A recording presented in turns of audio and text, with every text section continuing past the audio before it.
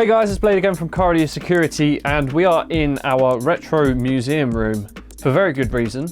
The brand new Pioneer SXT-C10PS has finally arrived.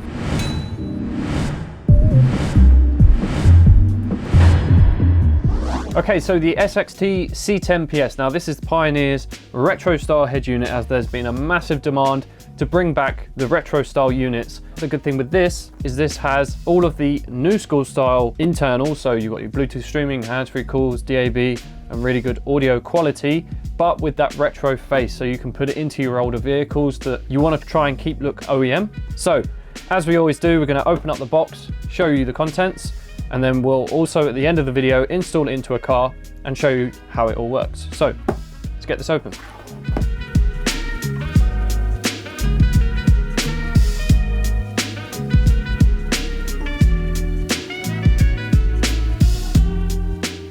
Okay, so we've unboxed the unit. Now there's really not a lot that you need with this unit. So first of all, you've got the information booklets and the warranty and the user manual. So if you get any problems or you get stuck, most likely you're going to have your answer in here. So please read through it, because this unit has Bluetooth and hands-free.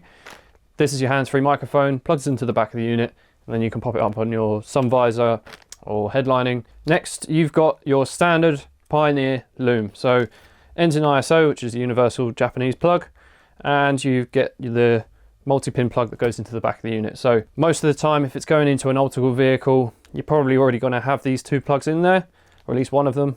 Or if you need one, you can also purchase an adapter harness to go into your vehicle. And then lastly, you have the unit itself.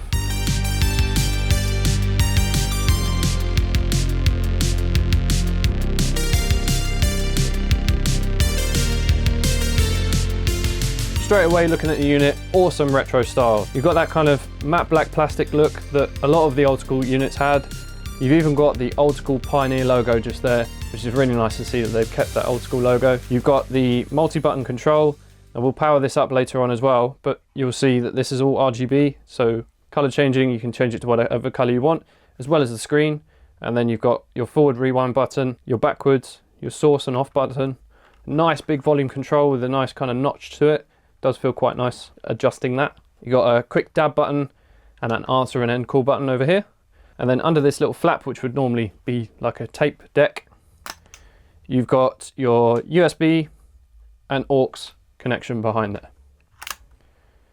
Now, this is also a face-off unit, so you can press the eject button and that slots the face off like so. And then you can pop the unit back in, clips back in place. Now looking at the side of the unit, it's a full bodied unit, so full chassis. It's not shallow chassis, so just bear that in mind when you come to fitting it. But the reason why that is because this has pretty good internals. It's actually up to spec with their modern units. Talking about the technology, on the back here you've got all of the inputs and outputs on the back of the unit. So starting over this side, you've got the FM and AM aerial input plug. Above that you've got this gold connector, that's for the DAB. Next to that you've got this connection, which is where your power loom would plug into, and then that's followed by a 10 amp fuse. Along the back here you'll see it's got this nice big heatsink on the back just to keep the unit cool. Next to that you've got these two jack inputs. One will be for steering wheel control input and one will be for your mic. So if your vehicle does have steering wheel controls, the adapter will plug into here, so you'll need a Pioneer patch lead for that, but it's a standard Pioneer patch lead. There's no different for this unit. And then over this side you'll see it's actually got 3 RCA pre-outs, so a pair for front, a pair for rear, and a pair for sub, and these are high voltage pre-outs as well. So you're going to get very, very good audio quality. If you're going to be using amplifiers in the vehicle and running RCAs to them, you're going to get the best audio quality through these RCAs. Okay, so rather than me just plugging it in here and showing you how the unit works, let's actually fit it to a car. Now, Raj has got a plethora of cars that we can use, and I'm thinking probably something that this will work with nicely, maybe an old school BMW, maybe something like that. So let's go and take this to one of those vehicles, get it installed, and I will show you how it all works.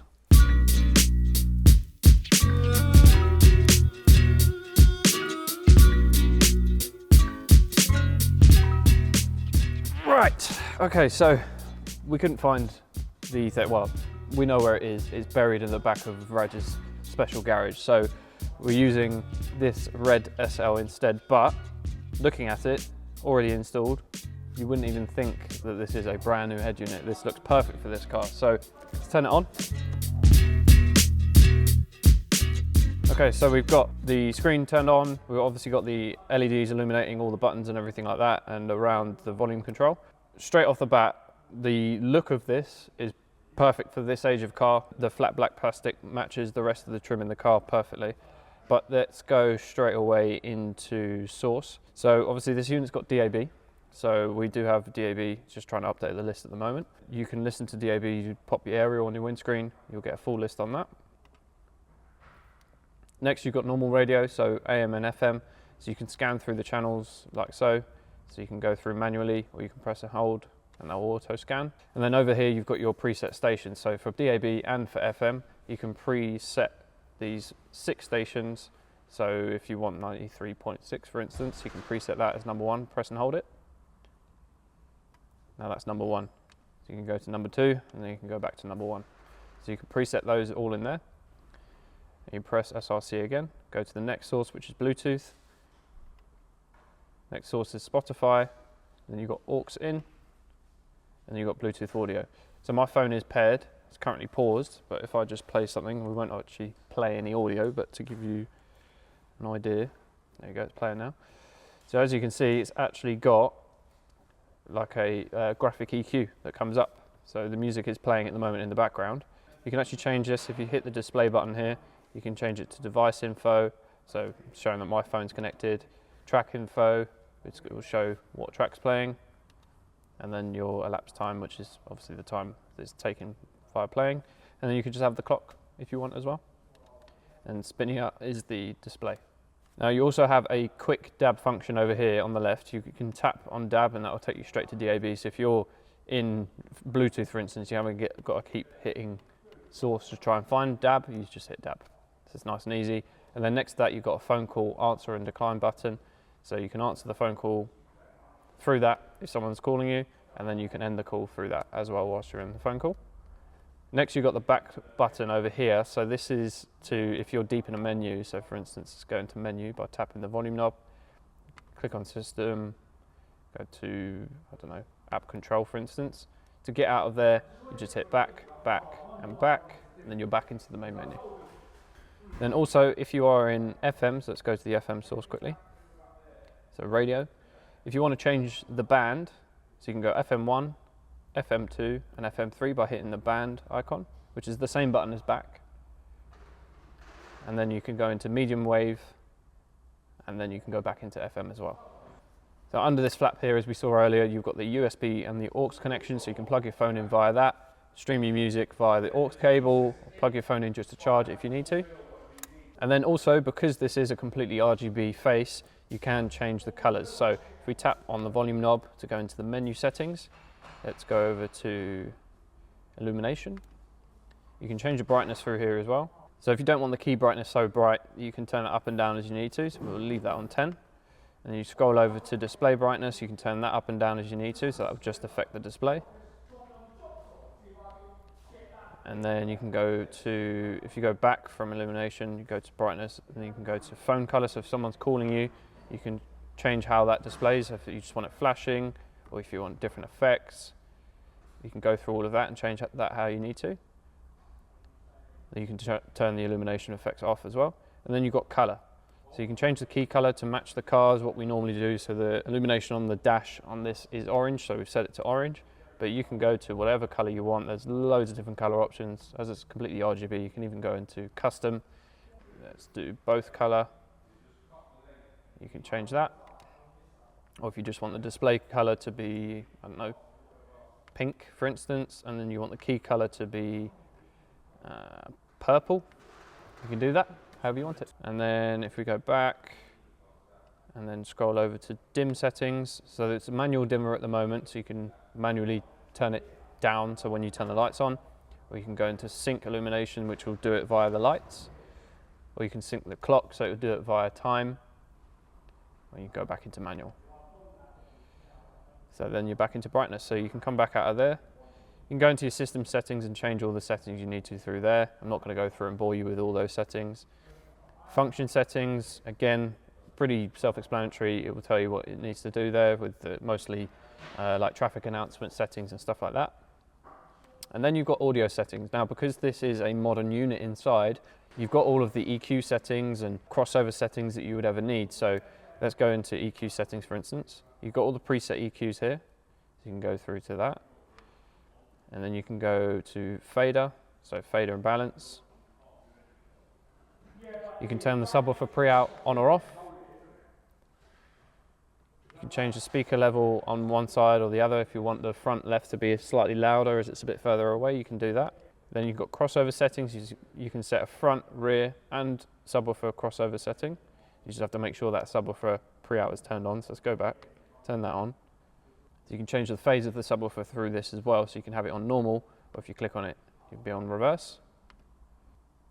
And then back to crossover settings. So your front, you can have it as off if you want it full range, or you can go high pass, and then you can turn that all the way down to 25 Hertz, which is a good range there. And then it goes all the way up to 250 Hertz. And then you can change the slope as well. So you can go from, it's probably minus 6 dB per octave, all the way up to 24. So that'll be the same on the rear, and then with the subwoofer, you set a low pass, and that will go all the way up to 250 as well, and then all the way down to 25.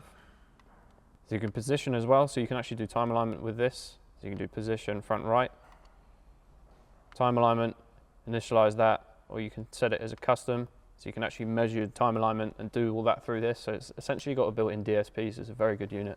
And then you can save your settings, and then you can go into dynamic bass adjustment, go through that, loudness, and then you're back to EQ settings. So you can actually go into EQ and go into custom, and then you can change each individual band. So it will start at 50 Hertz and goes up to 12.5 kilohertz, and then you click down again and you can do plus, I think 6, yeah.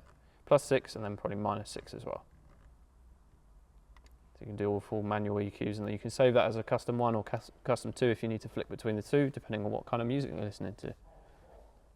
And then lastly, you've got the eject button, so you can actually take the face of the unit off, take that with you, old school style, bit of security, and then it just leaves that blank panel there, and then you can slot that back in, click it in, and away you go. Unit will turn back on in a second. There we go.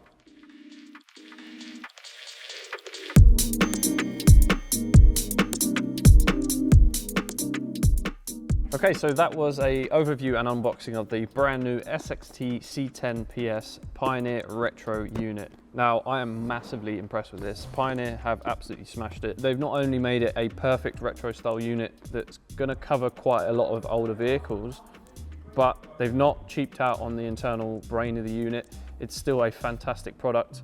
You've got all of the EQ adjustment and all of the audio interface that you'd need. You've got that graphic EQ as well, you've got the RGB illumination, and you've got full adjustment of this unit, and it's still a face-off unit as well. So massively expandable, really good for a big audio build, so we'll probably be doing something in this car, for instance. But yeah, really, really happy with this, and especially the fact they've kept the old Pioneer logo. Now, these will be linked in the description. They are currently priced at $349.99, which I think is a really, really good price point for these as well. And I would compare this to the top singled-in head unit of most of the brands at the moment. So you've got the Kenwood 960 DAB, you've got the Pioneer 720 DAB, and you've got the Alpine 204 DAB. And I'd definitely say this is comparable to those, but with that retro look. So definitely one to look out for.